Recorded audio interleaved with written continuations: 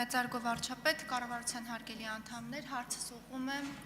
արտաքին գործերի նախարար Արարատ Միրզոյանին։ Պարոն նախարար, Մերձավոր Արևելքում ստեղծված իրավիճակի հետևանքով տեղյակ ենք, որ չեղարկվել են մի շարք չվերթներ Իրանից, Իսրայելից, Արաբական Միացյալ Էմիրություններից եւ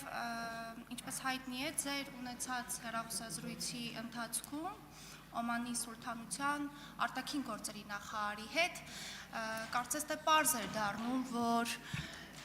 մեր հայրենակիցների դեպի Հայաստանի Հանրապետություն քաղաքացիների փոխադրման, հետ վերադարձի ուղղությամբ մեխանիզմները պարզեցվել էին, դյուրինացվել, ինչ ասել է պարզեցում, ինչ փուլում է այս գործընթացը եւ ինչ ստատիստիկա ունենք այս պահին մեր հայրենակիցների հետ վերադարձի ուղղությամբ, ինչ քայլեր են ձեռնարկվել, շնորհակալ եմ։ Հարցին կպատասխանի արտաքին գործերի նախարար Արարատ Միրզոյանը։ Համեցեք, պարոն Միրզոյան, խնդրեմ։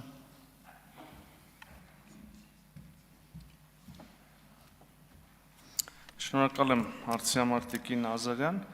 բնականաբար տարածաշրջանում Իրանի շուրջ ուրեմն իրավիճակի լարումից հետո եւ ռազմական գործողությունների սկսումից հետո բոլոր վերաբերելի երկրներում մեր դեսպանությունները բերվել են աշխատանքային արտակարգ ռեժիմի, կապ է հաստատվել Հայաստանի Հանրապետության քաղաքացիների հետ, այդ թվում եւ քեթեժ գծերի միջոցով եւ հիմա ուղիներ են փնտրվում, այսինքն այդ բայց սկսած նրանց անվտանգ Հայաստանի Հանրապետություն վերադարձնելու ուղղությամբ աշխատանքներն իրականացվել, իհարկե բարդություններ ակնհայտ են, փակ թռիչքային զոնա է հայտարարվել գրեթե բոլոր այդ վերաբերելի երկրներում, չեղարկվել են թռիչքները, մի սպეციფიკա կա, օրինակ Միացյալ Արաբական Էմիրությունները ցամաքային սահման ունի Օմանի հետ եւ օգտվելով այդ հնարավորությունից մենք կազմակերպել ենք եւ կազմակերպում ենք մեր քաղաքացիների տեղափոխումը Միացյալ Արաբական Էմիրություններից դեպի Օման, որտեղ նաեւ կազմակերպում ենք, որտեղից արդեն թռիչքները Մասկատից Երևան։ Հիմա որն է արտաքին գործերի նախարարության դերը այս ամբողջ պատմության մեջ, դուք հենց այդ եք հարցնում, կրկնում եմ, ուրեմն խոսքը շուրջ 400 կիլոմետր ճանապարհի մասին, տրանսպորտային տեղափոխության կազմակերպումը ընկերություններ գտնելը, վճարելը նաև Հայաստանի Հանրապետության կառավարությունն է հոգում այդ տեղափոխությունը, նրանց անվտանգ անցումը Միացյալ Արաբական Էմիրություններից դեպի Օմանի Սուլթանություն, նրանց հասցնելը մինչև օդանավակայան, ձևակերպումների կազմակերպում, իհարկե նաև թռիչքների թույլտվությունների ստացումը արտաքին գործերի նախարարության կողմից են կազմակերպել որոշ դեպքերում ավիաընկերությունների հետ բանակցելով եւ այլն, եւ հետո արդեն քաղաքացիները կարող են այդպես վերադառնալ, արդեն 3 եւ այսօր տեղի ունեցած թռիչքներով 110 Հայաստանի Հանրապետության քաղաքացի է վերադարձել, վաղնել է դրված թռիչք, հաջորդ օրն էլ, դրա հաջորդ օրն էլ, իհարկե նաև մեծ հավանականությամբ կարող են թռիչքները վերագործարկվել նաև Դուբայից եւ Աբու Դաբիից, բայց իհարկե այսքանով ամբողջը չի սահմանափակվում, սպეციფիկաներ կան, այսինքն մենք կապի մեջ ենք մշտապես մեր բոլոր գրեթե քաղաքացիների հետ, նայեք, Օմանում ունենք 2 քաղաքացի, որոնք ցանկություն չունեն վերադառնալու։ Հիմա, չգիտեմ, նաև հեռավոր արևելքից 2 քաղաքացի եկել են Օման եւ այնտեղից արդեն տեղափոխվել են Հայաստանի Հանրապետություն։ Իսրայելում ունենք 15 քաղաքացի, որոնցից 5-ի հետ մշտական կապի մեջ ենք, ուզում են վերադառնալ, Քուվեյթում ունենք 17 քաղաքացի, նրանց հետ կապի մեջ ենք, ուզում են վերադառնալ, առայժմ հնարավոր իրատեսական ուղիներ չկան, բայց բոլորը անվտանգ են, բոլորը նորմալ են,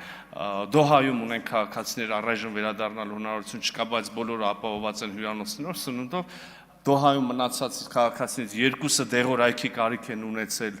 դեսպանության ուրեմն միջոցներով այդ դեղորայքը հասցվել է, ավելորդ ասել, որ նույն Օմանում, նույն բոլոր տեղերում ամբողջ արվել է նաև դեսպանությունների միջոցով, Լիբանանում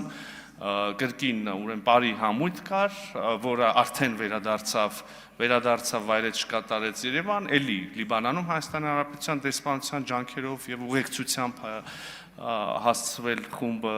օդանավակայան, Վիետնամում ունենք քաղաքացի մեկ, որը ունի Բահրեյնում մշտական կացության իրավունք, որը ցանկություն չունի ընդհանրապես վերադառնալու, միևնույն ժամանակ ունենք 17, եթե չեմ սխալվում, քաղաքացիներից բաղկացած խումբ, որը Հնդկաստանում ունենք 117 քաղաքացիներ, որոնք այնտեղ են տուրիստական նպատակներով եւ Sevan Startup ուրեմն սամիթի ծրագրի շրջանակներում ուղիներ ենք փնտրում նրանց վերադարձնելու։ Շրի Լանկայում ունենք քաղաքացի, այսինքն բոլոր տեղերում նախ կապ ունենք եւ երկրորդ փորձում ենք հաճախ ստացվում է, մյուս տեղերում ուղղակի անհնարավոր, որտեղ թռիչքներ փակ զոնա է եւ այլն։ Արձագանք։ Շնորհակալություն, պարոն Միրզոյան, ձեր պատասխանից ըստ էության կարող ենք արձանագրել, որ այսօր առավոտից մամուլում տեղ գտած վերնագրերը առայն, որ քաղաքացիները վճարելով մինչև ընդհուպ $1400 գումար ծախսելով պիտի հասնեն Երևան կամ հասել են Երևան, կարող ենք արձանագրել, որ իրականության հետ կարծես թե աղերս չունեն, որովհետև ինչպես հասկացանք, կառավարությունը հոգում է այս ծախսերը, ընդ որում նաև սնունդի եւ հյուրանոցի համար հոգում է։ Ես այդպիսի բան չասեցի Տիկին Ազարյան, ես ասեցի կառավարությունը փորձում է նրանց տեղափոխել Մասկատի այսինքն Օմանի օդանավակայան, կոնկրետ Միացյալ Արաբական Էմիրություններից կառավարությունը հոգում է այդտեղ տեղափոխման ծախսը։ Դժգոհություններ կան այս իմաստով, այս մասին։ Դժգոհություններ միշտ կարող են լինել, նայեք, բայց ես բացատրեմ ձեզ իրավիճակը։ Կառավարությունը մարդկանց տալիս ավտոբուս, վճարում է ավտոբուսի համար եւ ավտոբուսով հասցնում է Դուբայից օրինակ Մասկատ օդանավակայան, որտեղ կառավարությունը նաև ստացել է թռիչքի թույլտվություն։ Մնացածը մասնավոր ավիաընկերության հարց է։ Հիմա նայեք, ասում եք գները բան են եղել, բայց օրինակ եկեք նաև հասկանանք, մենք խոսել ենք, բանակցել ենք ավիաընկերությունների հետ, եկեք արձանագրենք, որ այդ նույն սովորական թռիչքով չի, չէ, ճանապարհով չի թռնում ինքնաթիռը, փակ այդ ամբողջ, այսինքն օդանավը Մասկատ Երևան թռիչքի համար այլևս այսպես չի գալիս, չգիտեմ, այսպես է գալիս։ Այդ նշանակում է կրկնակի երարկի ժամանակ օդում, ըստ այդմ նաև ծախսեր եւ այլն։ Օրինակ, եթե հետաքրքիր է մի թռիչքի ինքնարժեքը ինձ ասեցին $170,000 է, եթե դա պայմանական բաժանես ասենք, չգիտեմ, 200 քաղաքացու վրա արդեն կարաս ֆիքսես, որ ինքնարժեքը մեծ տոկոս է։ Ես իսկապես չեմ իմանում գները։ Ես որպես կառավարության անդամ հոգ եմ տարել այն մասին, որ մեր քաղաքացիները տուն վերադառնալու հնարավորություն ունենան եւ մի մասն էլ ճանապարհի տեղափոխել են։ Հետո արդեն ներողություն, եկեք նաև արձանագրենք, որ խոսքը այն քաղաքացիների մասին է, որոնք մեծ հավանականությամբ գնացել են այդտեղ, ասենք, զբոսաշրջային նպատակներով, հա։ Կարելի է իհարկե լինի այլ պատճառներ, բայց ներողություն, եթե մի մարդ, օրինակ կոնկրետ մասնավոր դեպք գիտեմ, մի մարդ, որը մի ամիս է համարյա Շրի Լանկայում ինչքան հնարավոր է լողազգեստով նկար է գցել, նշանակում է վճարունակ է, չէ՞, տոմս կարա առնի եւ բան անի։ Ինչի մասին է խոսքը։ Մի քիչ արդար չի նաև պահանջը կառավարության նկատմամբ նաև